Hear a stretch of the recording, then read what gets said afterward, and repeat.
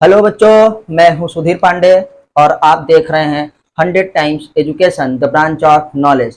बच्चों, हम लोग इस समय पढ़ रहे हैं क्लास 12 की biology chapter number 1 100% NCERT book से, वो भी हिंदी में। तो आपके लिए ये वीडियो जो है पूरी तरीके से नीट के लिए भी एकदम इम्पोर्टेंट है और उत्तर प्रदेश एग्जाम के लिए, यूपी बोर्ड के लिए तो है ही। तो मतलब जो बच्चे हिंदी में जो है नीट की तैयारी करना चाहते हैं उनके लिए ये वीडियो बहुत ही ज़्यादा इम्पोर्टेंट है, क्योंकि 100% ये एनसीईआरटी है। और बेटा नीट में एनसीईआरटी की लाइन से, एनसीईआरटी के डाटा, एनसीईआरटी के एग्जाम्पल, सब कुछ बेटा पूरा 85 से 88 क्वेश्चन जो है बेटा वो एनसीईआरटी के ही होते हैं। 100 क्वेश्चन आते हैं, उसमें से आपको 90 करने रहते हैं और 85 से 88 क्वेश्चन एनसीईआरटी क्लास 11th और 12th से मिल जाते हैं। तो आपसे रिक्वेस्ट है कि प्लीज़ आप एनसीईआरटी को जरूर पढ़िए, चाहे वो बेटा हिंदी वाली हो चाहे इंग्लिश वाली, क्वेश्चन सेम रहते हैं, बस लैंग्वेज क्या है डिफरेंट रहती है। तो चलिए आज के लेक्चर में हम लोग देखेंगे गाइनोसियम के बारे में। बेटा हमने एंडोसियम को देखा था पिछले वीडियो में, और उसमें ये देखा था कि एंडोसियम की स्मॉलेस्ट यूनिट हमारे पास क्या होती है बेटा, स्टामेन। पुमंग नर जनन तंत्र और जायांग क्या है, स्त्री जनन तंत्र होता है किसी पुष्प का। और आपने ये देखा था कि पुमंग बेटा क्या है, पुंकेसरों से मिलकर के बना होता है। इसी प्रकार से आज हम देखेंगे कि जायांग किससे मिलकर के बना होता है, और जायांग जो है बेटा क्या होता है ना, स्त्री केसर क्या होता है, और हमारे पास बीजांड क्या होता है। तो चलिए बच्चों हम लोग चालू करते हैं। देखिए हमने यहाँ पे लिखा है पहले से ही, स्त्री केसर मतलब पिस्टिल जिसे हम इंग्लिश में कहते हैं, और उसे हम कार्पेल भी कह सकते हैं। तो क्या होता है स्त्री केसर, इससे पहले हमको जानना पड़ेगा कि आखिर जायांग क्या होता है जिसे हम गाइनोसियम कहते हैं। तो आइए देखते हैं। जायांग गाइनोसियम, ये देखो बेटा क्या है ना, पुष्प के स्त्री जनन अंग का प्रतिनिधित्व करता है। तो बेटा स्त्री जनन अंग का प्रतिनिधित्व जायांग करता है, तो नर जनन अंग का प्रतिनिधित्व कौन करता था, उसे पुमंग कहते थे, याद रखिएगा। वो भी आते हैं बेटा। जायांग में क्या है, एक या बेटा एक से अधिक स्त्री केसर हो सकते हैं। इसका मतलब जायांग की जो सबसे छोटी इकाई है उसे हम स्त्री केसर कहते हैं। जायांग में एक या एक से अधिक स्त्री केसर हो सकते हैं। अब देखेंगे कि अगर एक ही स्त्री केसर है तो वो किस प्रकार का जायांग होगा, और अगर एक से ज्यादा स्त्री केसर है तो उसे किस प्रकार का हम लोग जायांग कहेंगे।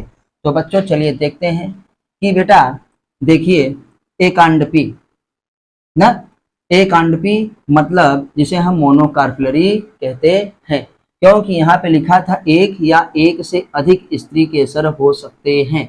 तो बेटा एकांडपी, एकांडपी मतलब मोनोकार्पलरी, क्योंकि बोले थे स्त्री केसर को कार्पेल भी कहा जाता है और पिस्टिल भी कहा जाता है। तो क्या होगा एकांडपी, जब जायांग, देखो बेटा जब जायांग में एक स्त्री केसर, केवल क्या हो, एक स्त्री केसर होता है तो उसे एकांडपीय कहा जाता है। जैसे गुड़हल, जैसे बेटा क्या है गुड़हल, तो गुड़हल में केवल एक ही स्त्री केसर होता है, देखो जो बीच से इसे लटकता रहता है। आइए फिर देखते हैं बच्चों कि बहुअंडपी या मल्टी कार्पलरी किसे कहते हैं। ये देखिए बहुअंडपी या मल्टी कार्पलरी, जब जायांग में एक से अधिक स्त्री केसर होते हैं तब उसे हम बेटा क्या कहते हैं, बहुअंडपी या मल्टी कार्पलरी कहते हैं। और ये मल्टी कार्पलरी या बहुअंडपी दो प्रकार के होते हैं। यह दो प्रकार के होते हैं। पहला क्या है बेटा, युक्तांडपी, और दूसरा क्या है, वियुक्तांडपी। तो आइए देखते हैं युक्तांडपी और वियुक्तांडपी क्या है बेटा, मल्टी कार्पलरी होते हैं। तो युक्तांडपी का मतलब आप जानते हैं नाम से ही, जिसमें संख्या में एक से ज्यादा हो और आपस में वो संयुक्त हो, युक्त हो न, जुड़े हुए हो, फ्यूज हो, उसे बेटा हम युक्तांडपी कहते हैं। और जो अलग हो उसे क्या, वियुक्तांडपी कहते हैं। तो युक्तांडपी को इंग्लिश में बेटा कहा जाता है सिंकार्पस। क्या कहते हैं, सिंकार्पस। तो नाम से पता चलता है इसे सिंकार्पस गाइनोसियम और सिंकार्पस ओवरी भी कहा जाता है।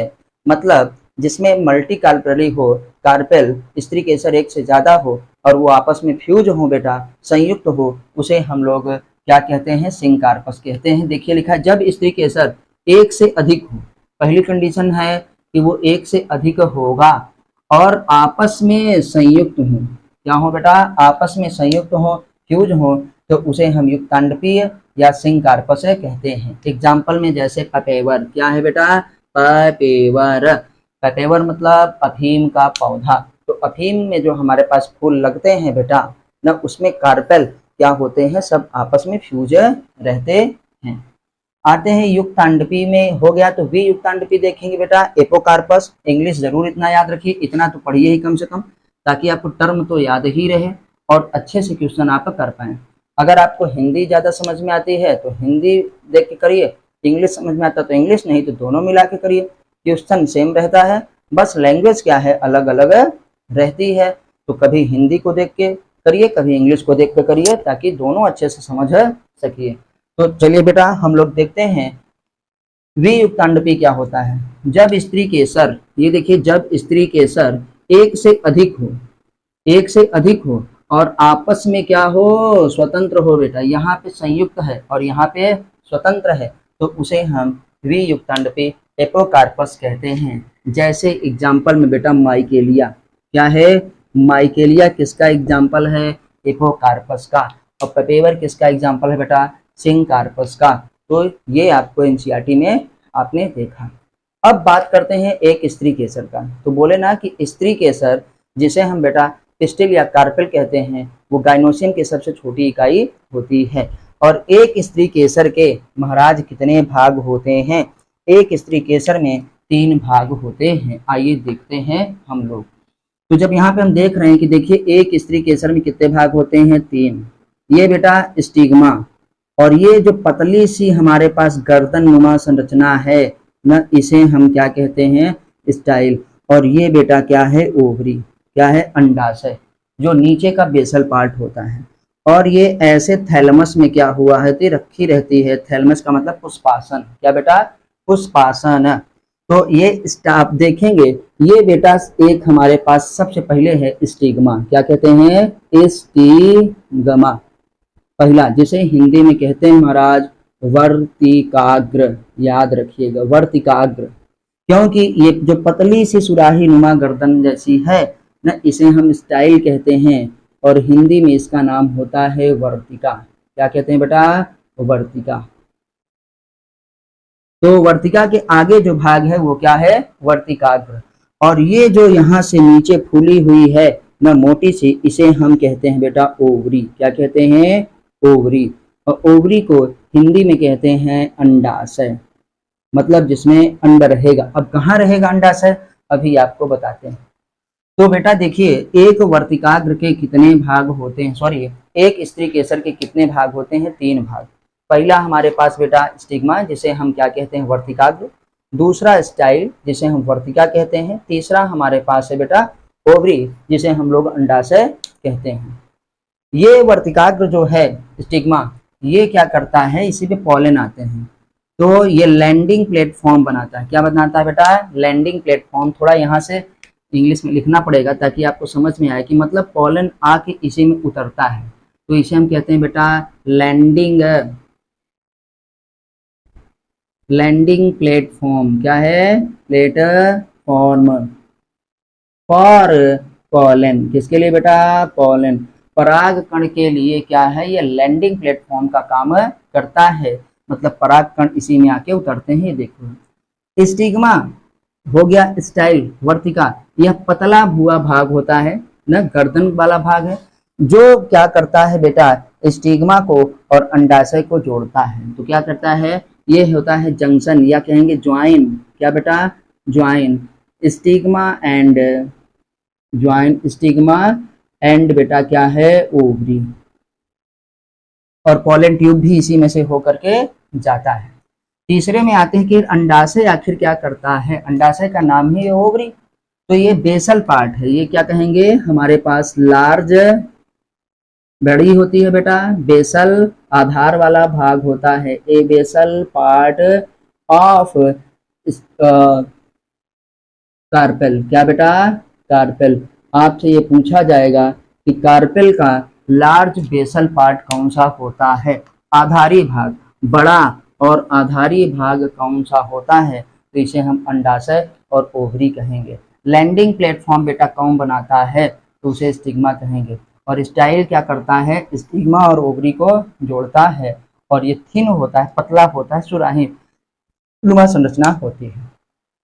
अब थोड़ा सा बात करते हैं कि इसी अंडाशय में हमारे पास बेटा क्या होगा। अब अंडाशय के अंदर ये जो जगह है, ये जो जगह है, इसे हम क्या कहते हैं बेटा? Ovarian cavity. क्या कहेंगे? Ovarian cavity. देखो ये गुहा पूरी हो गई, तो ये है ओवेरियन कैविटी। Ovarian cavity. और कैविटी मतलब गुहा ना, तो इसे हम क्या कहते हैं? अंडाशयी गुहा, क्योंकि ओवरी है। अंडाशयी गुहा, या आप इसी को प्रकोष्ठ भी कह सकते हैं। क्या कह सकते हैं बेटा? इसी को हम प्रकोष्ठ भी कह सकते हैं, कि मतलब एक कोठरी जैसा स्थान। इसमें महाराज क्या होगा? इसके अंदर ये पूरा सब जो है ना, यहीं पे प्लेसेंटा बनेगा। क्या बनेगा? प्लेसेंटा, आंवल। और यहाँ से बेटा मान लो ऐसे ऐसे प्लेसेंटा बना, और इसी प्लेसेंटा से ये सब ओवेरियन कैविटी है, जो आपको थोड़ा रेड से दिखाते हैं ताकि अच्छे से समझ में आए। ये सब ओवेरियन कैविटी, ये देखो बीच में है, मान लो ये प्लेसेंटा है। इसी प्लेसेंटा से महाराज क्या होगा? इसी प्लेसेंटा से ओव्यूल ना, बीजांड जिसे हम कहते हैं, वो जनरेट होगा। क्या होगा बेटा? बीजांड। ये देखिए, तो बीजांड कहाँ होता है? ओवरी के अंदर। ओवरी के अंदर बेटा। तो ये हो गया बीजांड। और ये बीजांड यहाँ कहीं क्या है? ऐसे लगा हुआ है प्लेसेंटा से, शायद नीचे लगा हो, शायद ऊपर लगा हो, शायद बगल में लगा हो, क्योंकि कई प्रकार के हमारे पास ओव्यूल पाए जाते हैं। एनाट्रोपस है कि आर्थोट्रोपस है कि एम्फीट्रोपस है ना, तो ये सब हमारे पास टाइप ऑफ ओव्यूल बेटा होते हैं, कि कैसे वो प्लेसेंटा से लगे हैं, कहाँ में? ओवरी के अंदर महाराज। तो हम लोगों ने ये देखा बेटा, तो आप समझ गए कि स्टिग्मा, स्टाइल और क्या है? ओवरी ना। और ओवरी के अंदर ओवेरियन कैविटी, अंडाशय गुहा, और उसके अंदर बनता है हमारे पास क्या बेटा? ओव्यूल। क्या बनता है? ओव्यूल। ये देखिए हमारे पास है ओव्यूल, जिसे हम बेटा क्या कहते हैं? बीजांड। क्या कहते हैं? बीजांड। ठीक। और इसी का दूसरा नाम है, इसी का दूसरा नाम जरूर याद रखिएगा, इसी को हम लोग मेगास्पोरेंजियम, गुरु बीजाणुधानी भी कहते हैं। याद रखिएगा, पूछा गया है। मेगास्पोरेंजियम। मेगास्पोरेंजियम क्या होता है बेटा? ओव्यूल ही होता है। ओव्यूल की हिंदी क्या होता है? बीजांड होता है। और मेगास्पोरेंजियम को हिंदी में क्या कहते हैं? ये देखिए यहाँ पे लिख रहे हैं, गुरु बीजाणुधानी। गुरु बीजाणुधानी, क्योंकि इसी के अंदर, अब हम जब गुरु बीजाणुधानी को पढ़ेंगे, गुरु बीजाणुधानी को देखेंगे, तब आपको पता चल जाएगा कि इसका नाम गुरु बीजाणुधानी क्यों है। क्योंकि गुरु बीजाणुओं को ये रखती है, इसको एग सेल को, अंड कोशिका को ये रखी हुई है, इसमें अंड कोशिका है, इसलिए इसका नाम हमारे पास क्या हो गया भैया? मेगास्पोरेंजियम, गुरु बीजाणुधानी। ये जरूर बच्चों याद रखिए, ये बहुत इंपॉर्टेंट पॉइंट है कि ओव्यूल को ही हम लोग क्या कहते हैं? मेगास्पोरेंजियम। और ओव्यूल को हिंदी में कहते हैं बीजांड। और यही से हमारे पास बेटा क्या है? मेगास्पोरेंजियम को गुरु बीजाणुधानी। अब ये मान लो हमारे पास ओवरी है, जैसे मटर का है छीमी, मटर की फली, उसको फाड़ते हैं तो देखो उसमें से बीज निकलता है कि नहीं? क्योंकि ये हमारे पास बीजांड ही परिपक्व होकर के, बीजांड ही परिपक्व होकर के बीज बनाता है। अब देखो यही मटर का बीज बन जाएगा, यही हमारे पास सीड बन जाएगा, तो यही सब में होता है। अब हम ये देखेंगे कि हमारे पास कुछ ऐसे ओवरी होते हैं, जैसे धान हो गया, गेहूं हो गया, मक्का हो गया, उनके एक ओवरी में क्या है? एक ही क्या है? बीजांड पाया जाता है। और जैसे पपीता हमारे पास हो गया बेटा ना, हमारे पास नींबू हो गया, हमारे पास संतरा हो गया, इन सब में बेटा क्या है? एक ओवरी में क्या है? एक से ज्यादा बीजांड पाए जाते हैं। तो हम यहीं पे थोड़ा सा लिखेंगे, आप जरूर याद रखिएगा। ये जैसे यह है बीजांड, ये क्या है? बीजांड। तो यहीं पे लिखूंगा कि गेहूं ना बेटा, धान, हमारे पास जो है मक्का, आम, ये सब जो है आम, में ना, एक ओवरी में, एक अंडाशय में, अंडाशय में केवल एक बीजांड पाया जाता है। क्या बेटा? केवल एक बीजांड पाया जाता है। थोड़ा भैया एडवांस बनिए, एनसीईआरटी जरूर पढ़िए। ठीक है, देखो तो धान में बेटा गेहूं है, धान है, मक्का है, आम है, बहुत सी चीजें आप देखते हैं जिसमें केवल एक बीज निकले। तो समझ जाइए कि उसके अंडाशय में बेटा केवल क्या है? एक बीजांड पाया जाता है। और हम लोग देखें, जैसे यहाँ पे लिख रहा हूं, जैसे यहाँ पे बेटा मैं लिख रहा हूं कि यहाँ पे क्या है, जैसे मैं कहूँ पपीता, आपने पपीता देखा है, बहुत सारे उसमें बीज निकलते हैं, मतलब ओवरी एक ही है। पपीता को जब फाड़ते हैं तो देखियो एक ही गुहा मिलती है, लेकिन उसमें सीड बहुत निकलते हैं, वो ओव्यूल है ना, क्योंकि ओव्यूल ही, बीजांड ही परिपक्व होकर के बीज को बनाता है बच्चों। तो हमने इसमें देखा कि ये हमारे पास क्या है बेटा? पपीता। तो पपीता हुआ।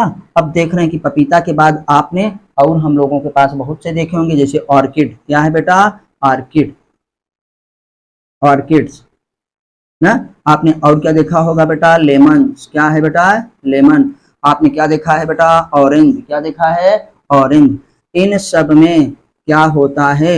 एक से ज्यादा क्या है? बीजांड पाए जाते हैं। तो क्या लिखेंगे? पपीता में, ऑर्किड में ना, लेमन में, निबुआ में, ऑरेंज में, संतरा में, एक से ज्यादा कहाँ? ओवरी में, अंडाशय में ना, एक से ज्यादा बीजांड पाए जाते हैं, पाए जाते हैं। ये भी याद रखिएगा। बात समझ में आ गई होगी। तो बच्चों हमने ये देख लिया पूरा का पूरा हमारे पास स्त्री केसर। तो आपको कैसा लगा आप हमको कमेंट के माध्यम से जरूर बताइए। और वीडियो अभी खत्म नहीं हुई है, आपसे रिक्वेस्ट है कि पूरा वीडियो जरूर देखा करिए, क्योंकि 120 लेक्चर में हमको जो है पूरी बायोलॉजी क्लास 12 की खत्म करनी है। और यूपी बोर्ड के विद्यार्थियों से बहुत ही ज़्यादा रिक्वेस्ट है कि बेटा अगर 95 प्लस पाना है और आप चाहते हैं कि नीट में भी सिलेक्ट हों बिना किसी प्रेशर के, क्योंकि अगर आप हिंदी वाले हैं बाद में अंग्रेजी सीखने जाएंगे तो आपको 3 साल उसी में लग जाएगा। तो आपसे रिक्वेस्ट है एनसीईआरटी पढ़िए, हिंदी वाली भी, साथ में इंग्लिश वाली पढ़िए, हमारी वीडियोस देखिए और जल्दी से सेलेक्ट होइए, क्योंकि आप हिंदी पढ़ के भी सेलेक्ट हो सकते हैं। तो चलिए बच्चों अब हम लोग देखेंगे क्या होता है यही पूरा का पूरा बेटा जिसे हम बीजांड कहते हैं, मेगास्पोरेंजियम कहते हैं। हमने जो है एक ओव्यूल को बना लिया है, अब हम इसी को पढ़ेंगे। तो पहली बात आप ये जरूर देखिए कि देखिए बेटा ओव्यूल को ही याद रखिएगा, क्वेश्चन पूछा गया नीट में, मेगास्पोरेंजियम कहते हैं ओव्यूल को ही। ओव्यूल को हिंदी में बीजांड या गुरु बीजांडधानी को वही जो है मेगास्पोरेंजियम कहा जाता है। तो ये जो ओव्यूल है बेटा, ये जो बीजांड है, ये किसके अंदर बना है? पहली बात ओवरी के अंदर ना, ओवेरियन गुहा में या ओवरी के अंदर जो स्थान रहता है उसी को हम ओवेरियन कैविटी कहते हैं। तो बेटा सबसे पहले हम ये देखेंगे कि ये प्लेसेंटा से एराइज होता है। ओव्यूल एराइज फ्रॉम क्या है? प्लेसेंटा, मतलब प्लेसेंटा से निकलता है। और जब प्लेसेंटा से निकलता है तो बेटा ये जो हमारे पास है इसे बेटा हम क्या कहते हैं? फ्यूनिकल। क्या कहते हैं? फ्यूनिकल। तो याद रखिएगा ये है बेटा फ्यूनिकल। आप देखे होंगे कि मटर ना, छीमी के अंदर, फली के अंदर जिससे लटकी हुई है एक छोटी सी ढिप्पुन लग रही है, जैसे आम है, आम को हम लोग क्या कहते हैं कि अपने आम जो है या टिकोरा जो है किससे लगा हुआ है? ढिपुनी से ना। तो बेटा उससे ये लगा हुआ होता है, इसी को हम फ्यूनिकल कहते हैं। क्या कहते हैं बेटा? फ्यूनिकल। ये आपको इंग्लिश में जरूर याद रखना पड़ेगा, क्योंकि ऐसा है कि इसी का उच्चारण वो आपको दे देंगे तो आप कंफ्यूज हो जाएंगे। हिंदी में भी यही लिख देंगे फ्यूनिकल या फनिकल। ठीक है बेटा। अब फ्यूनिकल ओव्यूल से जहां जुड़ता है, फ्यूनिकल जो है ओव्यूल से जहां पे जुड़ता है उसको बेटा हम लोग क्या कहते हैं? हाइलम। देखो यहाँ पे जुड़ा है, यहाँ पे जुड़ा है। तो बेटा जहां पे ये आके देखो जुड़ रहा है, ये स्थान हमारे पास क्या है? हाइलम। हाइलम की हिंदी हमारे पास होती है बेटा नाभिका। क्या बेटा? नाभिका, मतलब वो स्थान है जहां पर फ्यूनिकल और ओव्यूल का जंक्शन होता है। तो हाइलम को बेटा ये देखिए हम लोग क्या कहते हैं, नाभिका, याद रखिएगा, नाभिका जहाँ पे जुड़ता है आप जानते हैं।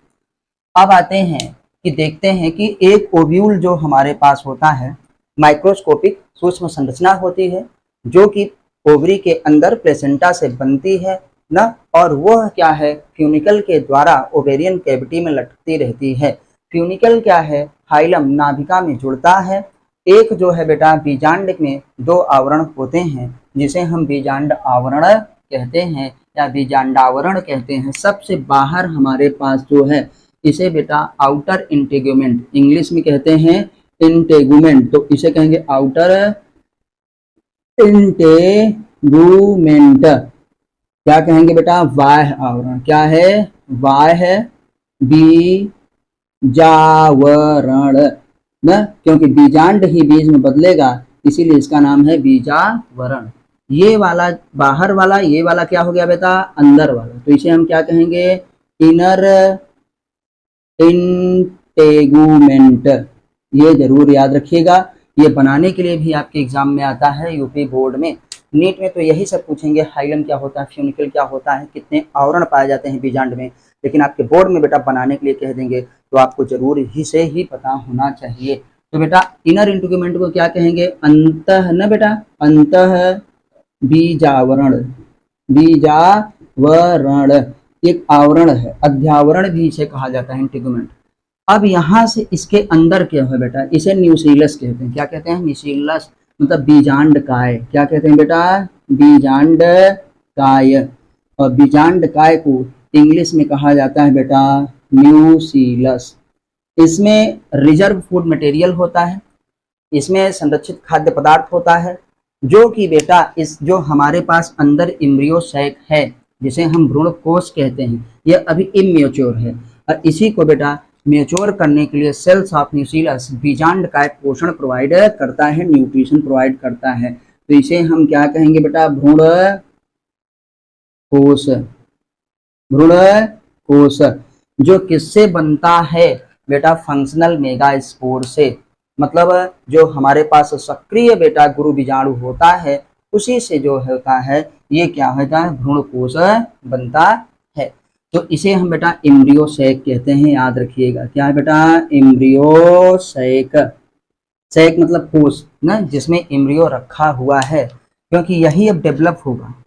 यही जब डेवलप होगा तो हम लोग देखेंगे कि इसमें परिपक्व होने के बाद 7 कोशिकाएं 8 केंद्रक बन जाते हैं ना, और उसी में बेटा जहां माइक्रोपाइल है तो उसी में हमारे पास एग एपरेटस बनता है जिसमें एक अंड कोशिका और 2 क्या है, सखी कोशिकाएं होती हैं, इसी से बनता है। ये जो है एम्ब्रियो सैक, बात समझ में आई। इसी को हम एम्ब्रियो सैक या भ्रूण कोश कहते हैं। ये अभी इमेच्योर है, मेच्योर नहीं है, जो कि न्यूसीलस के अंदर रहता है, और न्यूसीलस बीजांड काय ही इसको पोषण देता है इसकी वृद्धि के लिए, क्योंकि बीजांड काय की जो कोशिकाएं हैं, यहाँ पे सब कोशिकाएं हैं, उसमें बहुत सारा संचित खाद्य पदार्थ होता है। तो आओ देखते हैं बेटा कि ये हमारे पास तब क्या है, ये जो छिद्र है ये बेटा है माइक्रोपाइलर। क्या है हमारे पास, माइक्रोपाइल। माइक्रोपाइल का मतलब, माइक्रोपाइलर बेटा जनन छिद्र ना, इसी से या बीजांड द्वार इसे हम कहते हैं। ओव्यूल में ये जो होता है इसे हम माइक्रोपाइल जनन छिद्र कहते हैं, क्योंकि पॉलन ट्यूब यहीं से जो है घुसेगा। लेकिन सीड में यही हमारे पास क्या हो जाता है बेटा, बताइए, वाटर और किसके लिए, गैसेस एक्सचेंज के लिए होता है।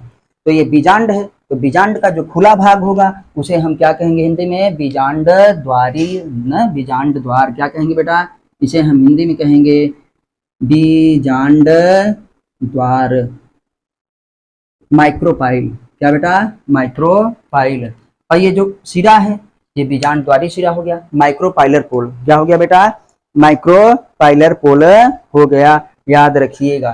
तो ये वाला ऊपर वाला भाग जो है ये माइक्रोपाइलर पोल है, यही याद रखिएगा। ये नीचे अब देखो इसका जस्ट उल्टा, ये देखो बेस जैसा है, मोटा है, आधारी भाग है, और माइक्रोपाइल के अपोजिट है, माइक्रोपाइल के अपोजिट विपरीत है, उल्टी दिशा में। तो इसे हम बेटा क्या कहते हैं, चलाजा। क्या कहते हैं, चलाजा, या कैलजा भी हिंदी में पढ़ते हैं, लेकिन वो लिखा है चैलजा ही। क्या है, चलाजा। हिंदी में ऐसे लिखा रहता है कैलाजा, जा न या कैल जा। तो बेटा ये हमारे पास चला जा होता है।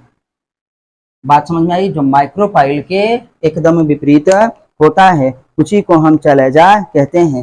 हिंदी में आप ये जरूर याद रखिएगा कि निभागी सिरा, इसे क्या कहते हैं? निभागीय।